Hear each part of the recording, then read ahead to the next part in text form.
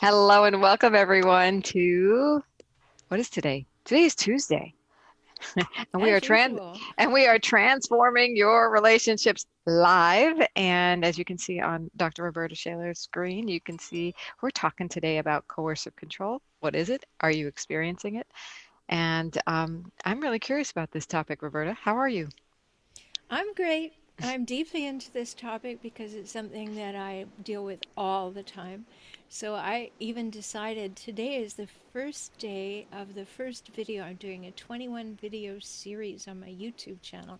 That's Ooh. why I have this background up on ending coercive control. So people really, really understand it. And I'm doing it in bite sized videos so that you can think about just that one thing. Mm. Well, I know we're not going to have time to go through your whole 21 tips here No. and the discussion, but let's start at the very beginning. How do you define coercive control? Well, let me say a few things about it so that we can then define it because it needs a little context. We have domestic violence. People understand what that means. Unfortunately, in the United States, at the federal level, without any fanfare or acknowledgement, the current administration changed the definition of domestic violence. And they changed it from the very enlightened aspect that we had with the previous administration, which took into account all aspects of coercive control, changed it back to domestic violence only really matters. This is at a federal level, state and county is different, but only really matters if there's physical harm. And that's a shame. So that's why I'm really getting into this because in Ireland and Scotland and other countries in the European Union, they have put it on the books. They have named it coercive control, and it is a crime. It is not okay, and we need to be doing that too. Yeah, it is a thing, it sounds like. And so, what is this thing that w- we took off the books that we need to be really, really vigilant and aware Yeah, about? it's so important, Laura, because before what we took off the books, what was there from last administration was that it acknowledged that things like emotional abuse, economic abuse, physical abuse, sexual abuse, verbal abuse, these things mattered. They were named. I've got a printout of what it was before and what it's gone back to now. And they took everything out and just said it is crimes of violence. And when you look up crimes of violence, that means physical harm. And so all of the stuff that falls into coercive control is no longer in that document. And so the context I want to put it in, and this is the work of a fellow from Rutgers. His name is Evan Stark, Dr. Evan Stark, and he coined the phrase. And so that he's just worked amazingly to get this word out, and I want to take it further because that's my field. And basically, we're talking about men who demonstrate coercive control because that's the largest part of the population that does it. Yes, a few women engage in coercive control, absolutely, because there are male and female hijackals. But for the purposes of talking about coercive control, most of the work has been done talking about how men perpetrate it on women. So let's just use that context with the caveat that there are women who do it to men. Okay? And what coercive control is that it's an ongoing pattern of domination. And these patterns are very important, so I'm going to read it to you. It's defined as an ongoing pattern of domination by which male abusive partners primarily interweave repeated physical and sexual violence with intimidation, sexual degradation, isolation, and control. The primary outcome of coercive control is a condition of entrapment that can be hostage like in the harms it inflicts on dignity, liberty, autonomy, and personhood, as well as to physical and psychological integrity. Wow, break that down. Yeah, so we're talking about intimidation. Okay, so if you don't come home on time, I'm going to, right? Where are you? What are you doing? Who are you with? Why aren't you home yet? You said it would take 10 minutes and it's 12. Where are you? I mean, this constant intimidation business, and then it moves beyond that to sexual degradation, which is who would want you? Like, look at you. I mean, I put up with you, but who would want you? You're not good enough. You don't look good enough. You're too fat. You're too thin. You're too stupid. You're too whatever. To make the other partner feel like they don't have worth and therefore are not attractive. Then the other thing that they love to do, we talked about this with hijackals before, they like to isolate you. They like to, I got a note from somebody the other day and said, I think it was on one of my YouTube videos, a comment. I got married and my partner moved me to another country and I agreed to go for a fresh start. Help. Well, that's the kind of thing, the isolation. I mean, that's an extreme example, but they'll try to cut you off from your friends, cut you off from your family. Then they'll go behind and talk to your family and friends and talk you down and say, well, she's a bit of a mess, but I've got it. And so they'll do that. And then the ultimate thing is the control. And that's going to happen by making you a subordinate, right? Like always, these subtle ways of making you a subordinate. And that is just what many people describe to me when they're talking about what's happening and why they're afraid, and why they're afraid it's their fault because they're being told that they're worthless and what am I doing wrong? Now, when you're with a hijackal, as we've talked so many times, they're always going to make everything your fault because a hijackal cannot take responsibility or accountability for anything that doesn't make them look good. So everything has to be your fault. So in coercive control, it's to keep you under the thumb at all times, to make you scared, to make you hyper vigilant, to make you concerned, to make you play small, to keep you contained. That's the purpose of coercive control. And to me, it sounds totally abusive. It is totally abusive.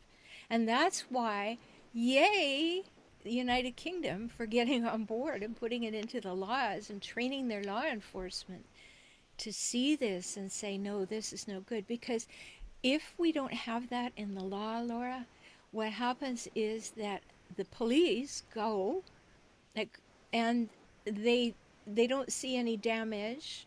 The hijackal tells a story of that's totally untrue and makes the hijackal look good, and then the police go away. Now in San Diego County, we have our laws, our ways of doing things. The police have to take down the words of the person and make a report every time. But many places they don't. Like I've got clients in various other countries and states where they call the police and the police are like tight with the abuser and they come and they say, "Oh, she's doing it again." And they go and they leave the woman completely undefended and of course she's going to get doubly punished. And so we need to understand, and every agency needs to understand coercive control and help people see that it's happening to them, which is why I'm doing this 21 video series on it that starts tomorrow. And that's the background for it, ending coercive control. Like, what do you need to see and know to recognize is happening to you? So let me ask you, if I was an officer of the law and I walked into a situation, how would I assess if there's coercive control going on? Well, first of all, you want to look at the gaze patterns, you know, if and we're going to talk in that context of it being a male perpetrator.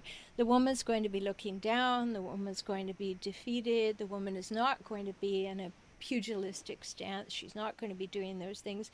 She's going to be checking, she's going to slowly fade into the hopelessness of the situation. The abuser starts talking, saying, I've got this, she misinterpreted, I didn't do that, she loves to tell stories.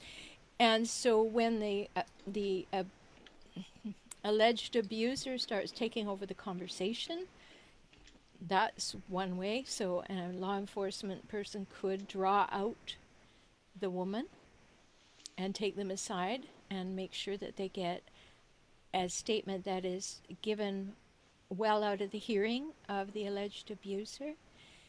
and to watch for signs of intimidation. But one of the big things, Laura, is that when we get this on the books and when people really understand it, it changes the perception of law enforcement, the research tells us. That instead of going, oh, there they go again, that stupid couple, they go, this must be real. It keeps happening. And that is a major change in the perception of, oh, those two can't get it together, to, oh my goodness, she may be in danger. Right. And so if you're the person subject to this, and you feel like you're crazy and you're always wrong, where do you start to like kind of unravel this? Well, first of all, that's why I do what I do. So I've got tons of videos at my YouTube channel for relationship help. I write about it all the time. I have two podcasts about it. So first of all, immerse yourself in my stuff, other people's stuff, and say, okay, there's a pattern here, and it's happening to me.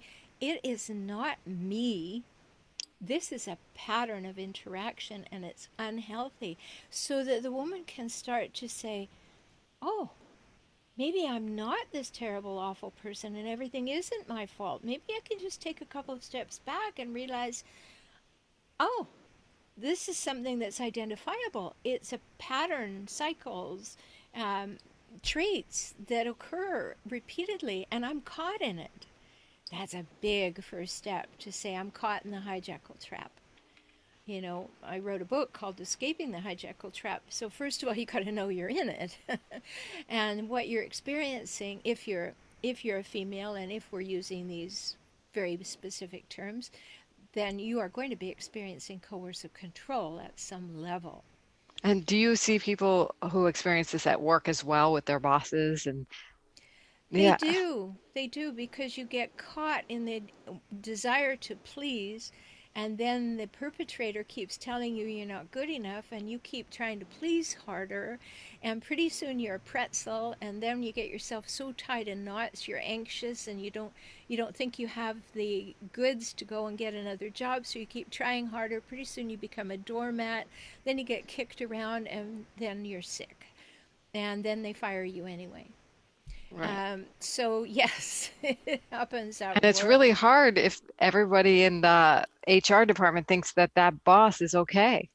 And Well, nobody really thinks the boss is okay, but they're all in levels of intimidation and denial about it because they all want to keep their job. I mean, yes, another hijackal will protect a hijackal because then it's like, aren't we clever, right? but it's not that people don't see the abusive behaviors. They do. They're experiencing it, but they will have been hired perhaps because they are willing to make excuses. yeah. So one thing I want to talk about before we end today, which we don't have to do right this second, but I want to talk about, okay, so you've identified that you're in this situation. You may have gone to get some help professionally from watching videos, even hiring you. But in one's life, they need general support. They need safe places, right? It's like, would you recommend having a group of girlfriends that really support you if you're the female? Having and how do you take care of yourself when you're not watching a video and not in therapy, so to speak? Yeah, well, just know that your girlfriends can be supportive, but they're not always wise. So take the support, but don't always take the advice, because I just had a call yesterday, and the woman said, but my girlfriend told me that I just needed to try harder and I should go Oh, back. mm, Right? And I'm like, ditch that girlfriend's advice. yeah. Right? That's Yeah. not good. So talk to your counselors and your advisors on who your friends are and what they're saying. That's a really good. And then pick your friends who really back you.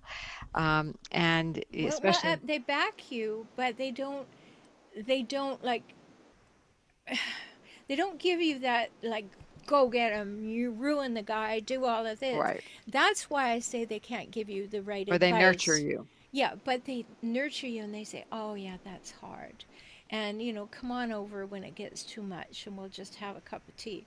And they take care of the nurturing of you to say, what are you going to do about this? And they ask you questions like that rather than saying you should. So a nurturing friend will say, that sounds really difficult. What do you think you could do about it?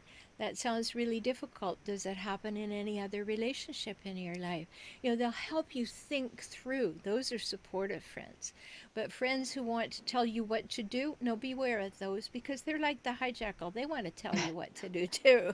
They want control too. Oh, amazing. Okay, so watch out for the people who want control and stick with the people who nurture you and your heart, and they don't tell you what to do next necessarily. They are there for you when you need them. Really huge distinctions, really important, and really good awarenesses. Is there anything um, action-wise people who are not in coercive control situations can do to support others if they find out? And number two, if is there something we can do to, should we write our congressman? Should we talk to certain people about taking action? What You should action can? talk to everybody about it. I, um, you and I went to a meeting on human trafficking one day. I happened to then have the opportunity to talk briefly with the district attorney. Now, I want to work on that to get more conversations going and things like that. You can take some action. But primarily, if a friend comes to you and tells you these things, first of all, go and learn some of the things that I talk about so that when a friend comes to tell you about it, you don't go, oh, that's not happening. You go, oh, that's possible. Let me at least entertain the idea that this person is telling the truth. Far too many times a person doesn't know what to do with it and they're uncomfortable with it, so they go, oh, well, I'm sure if you just are a little quieter, it'll all go away. And that's not helpful. No, So every one of us needs to educate ourselves on what coercive control looks like, sounds like, feels like. And when someone says to me, I'm experiencing this, then I can say, oh, I understand that. That's a real thing. it's a That's, thing. yeah, that's the first step, is being able to listen and say, oh, that's real. Right. And get that word out. So I think that's the takeaway, a big takeaway today is that we need to get the word out that this thing called coercive control happens. It happens a lot and it's not okay. It's actually abuse. Hmm. And I can't wait to watch your video series. When does it launch? Tomorrow, Tomorrow on Transforming Relationship on YouTube or at For Relationship Help on I'm YouTube. for relationship help on YouTube. It's FOR Relationship Help on YouTube. Help, Help, yeah. Got Because it. sometimes people think I said health, and I Oh, didn't. For relationship oh, help. but there's another URL for you. Yeah, I bought it, but I can't change that at YouTube. Right. So for relationship Help. Yep. Okay, great. Anything else you want to offer people today? Well, I'm always here for you. If this sounds like something you immediately know you need help, just go to beaclient.com and we can talk. Yes. Because you need immediate help once you recognize this. And don't let it go by and think, oh, well, I've survived before. No, perk up and say, no, I'm going to reach out because you need informed help. Going and complaining to your mother in law is not going to work when the hijackal is her son. And be a part of the solution and healing yourself. And when you take that step for you, you're really taking it for a bigger population because Hmm. you're not allowing it to go on anymore. And if you are not experiencing this, educate yourself so that you can help in the community, help a friend, help a relative, because you are aware. And that can really be helpful when somebody comes to you and you say, oh, I've heard of that. That's not good. That's part of what's called coercive control. Hmm. Does this happen? Does that happen? And then you can help them identify things so you can be a better friend, a better advocate, and a better listener. And that first part of coercive control, what did you call that category? It I'm wasn't not the sure ice, it you're was referring. before isolation, it was Oh, before domination. the The, domination. the Because ongoing pattern of a domination that includes intimidation, sexual degradation, isolation, and control. Mm, interesting. It's a scary world out there, but now that we're talking about it, it becomes more tricky for the perpetrators to be um, be doing it. So the more we Yeah. talk about it, the less they can get away with it in a sense. Yeah, and I really invite people to go to my Facebook page and like it because I do graphics every week. And then you can get a graphic understanding of just a small piece. Like this week, I talked about a piece of research called the illusory truth effect. And Mm, what the research shows is that if you hear a lie repeated over and over, you begin to believe it. And that's what hijackals count on, right? They will perpetrate a lie, tell it over and over, and all of a sudden you think, I'm hearing this from everywhere. It must be true. No, it was something that was constructed to have you believe that, and it was a lie in the beginning, and it's still a lie. yep. And that's at the Relationship Help Doctor page. Yeah, facebook.com/relationship help doctor. That way, if you like that page, you'll always see the graphics, and you can go back and see the graphics and get them and share them with people you know need to hear that. Yes. And share the YouTube that launches tomorrow. Um, and let's let's get the word out that coercive control is abuse. It's real. It happens. It's beyond. It's as insidious, if not more, than and probably more widespread than physical abuse. Yes, it is. It So it's is. pretty epidemic. Um, Your and body can heal from a physical abuse more readily than it can from emotional scarring. And emotional scarring happens over a longer period of time than an incident of physical violence. yes. All right, everyone. This has been a great episode. We'll see you in 2 weeks, and we'll see you on your YouTube, Dr. Roberta Shaler, at For Relationship Help on YouTube. Bye Thank now. you. Bye.